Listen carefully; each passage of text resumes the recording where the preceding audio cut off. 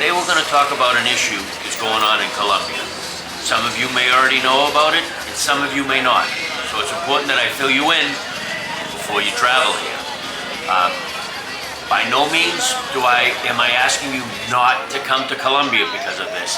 I'm just asking you to be aware of the situation, and after I go through all of the bullet points, I'll show you a few ways to avoid it.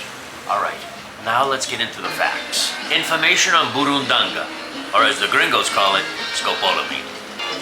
Burundanga, also known as Scopolamine, is a powerful drug that has been used in criminal activities in Colombia and other parts of the world. It is derived from borrachero tree. And before I get on, borracho means drunk in Spanish. So it's kind of significant that they call it the borrachero tree. It's often referred to as, in English, devil's breath, due to its potent, dangerous effects. Effects and uses, medical uses. In controlled doses, scopolamine is used medically to treat motion sickness, nausea, and vomiting. Criminal uses, criminal context, it is used for incapacitating effects. Victims under the influence of Burundanga can become extremely suggestible, compliant, and have no memory of their actions. Forms of scopolamine can be administered in various forms, including powder, liquid, gels, and capsules. Methods. Criminals often blow powder into victims' face, mix it into food or drinks, and apply it to surfaces that the victim may touch. Symptoms and effects on the victims. Immediate symptoms is drowsiness, dizziness, confusion, hallucinations, and the lack of free will. Long-term effects, memory loss, amnesia regarding the events that took place under the influence of this powerful drug. Prevalence and awareness in Colombia. Incidents. There have been numerous reports of tourists and locals being targeted with this scopolamine in Colombia. It is often used for muggings, kidnappings, and robberies. You gotta watch out. Safety tips. Be cautious of strangers, secure your drinks, avoid public disputes, stay informed, and travel in groups. What to do if exposed. Seek medical attention, report to the authorities, the cops, contact trusted individuals right away. Don't wait. So, those are the facts about it. Now I'm going to tell you how someone tried to use it on me, and hopefully my story will keep it from happening to you. So the first time someone tried to use Burundanga on me was in Cali, Colombia. I was in a nightclub. It was well past 1 o'clock. It was in the wee hours of the morning, but there was still a lot of people. And for a nightclub, it was a pretty lit club. There was a gentleman table where they were all doing shots. I think it was called agua blanca, agua diente. It's a very strong mixed drink. The way that Mexicans drink tequila, Colombians drink this drink. I'm not a drinker, so it does not. I had my bottle of water. I'm sitting at the bar, chatting with a few chicas. And they said, hey, gringuito, toma con los otros, saludar. And they want to have a toast. And I said, no, I came over, I said hello, hey, how you doing? They asked me where I'm from, you know, the basic stuff. And they said, no, drink. And they all held up their drink, and they had one already prepared for me. And I said, no. And at that moment, I didn't think of anything. I didn't think much of it. I had my water, and I don't drink. And it was a lit club where, you know, there's plenty of bouncers, and although it was in a dangerous neighborhood, when you're inside this club, you're very safe. I walked away, I went back to talking to the chicas, and one of the guys who were at the table, he was under the influence of a lot of alcohol, he actually drank my drink, and he went out. So what they did is they wrapped his hands like this, they wrapped his legs, and they laid him back into the seat so it looked like he was taking a nap. And they kind of just left them there. I knew that drink was left for me. And what would have happened? You know, one, hopefully I wouldn't have been overdosed, which can happen.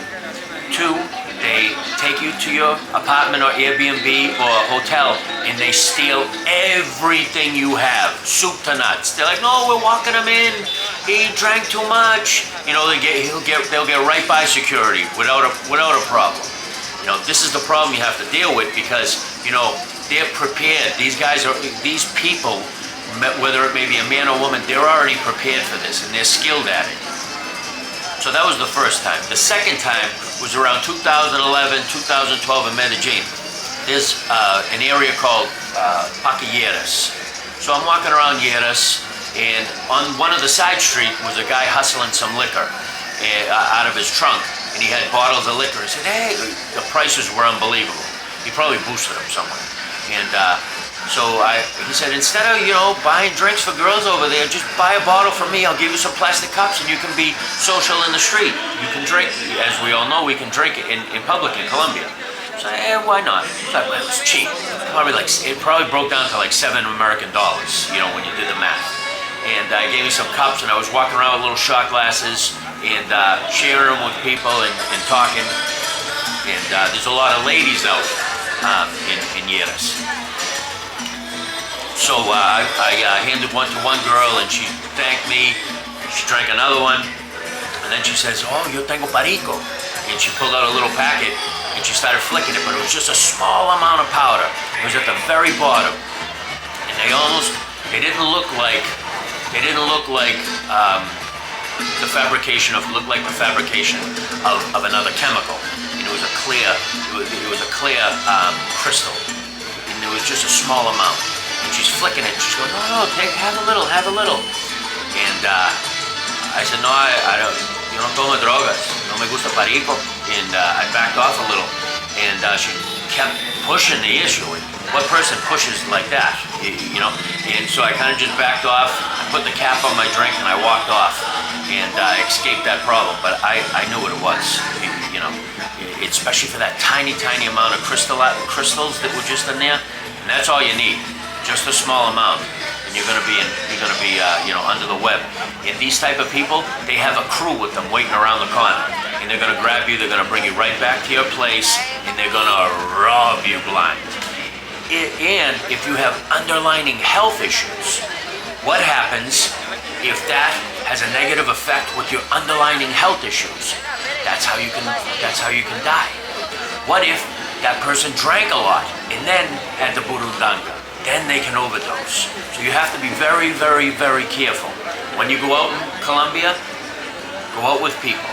I go out by myself, but I'm very well aware of the streets in Colombia. I've been doing this for decades, and I know what to look out for and what not to. Also, I have seen, not happen to me, but happened in Medellin and El Hueco. This is the center of town. It's a little bit run down. There's a lot of businesses that hustle different clothing. They hustle everything out there. And I saw someone blow dust into another person to try and rob them, and the person ran off, stumbling in wailing punches. Where it didn't look like a good scene, and I wouldn't want it to happen to me. So I just need you to watch out for this, and hopefully this will help you and educate you so that this doesn't happen to you if you go there. And because you might go there and think that this is like coming to Cancun and you're going to go and drink 20 drinks, mixed drinks, and then go out in the street and talk to people. That might be a bad idea, especially in Paquilleras. There are people who are out to target you for that. You are food. They don't see you as a person. They see you as, there are criminals out there who see you as food, and they'll chew you up. So you need to be very careful. Not to mention walking around at night in Medellin, you could get robbed. And right now, I promise you in the comments, somebody's going to tell me that they walked from one end of Medellin to the other, madrugada, and nothing happened. Yes, that is an anecdotal incident of one time. But if we're going to go, we have to think in statistics. And if it happens a lot, you have to be careful. Whether you can walk from one end of Medellin to the other in the middle of the night and nothing happened is insignificant to the dangers that could happen to you. So we must not go by the outliers, but we must go by the statistics. You must watch out when you go to Medellin. In pretty much all of Colombia, especially at night, especially in the nightclub scenes. So that's my 2 cents for this. You're welcome to come. If you have any questions, comment in the comments down below. That's what I'm here for. And remember, Colombia es una chimba.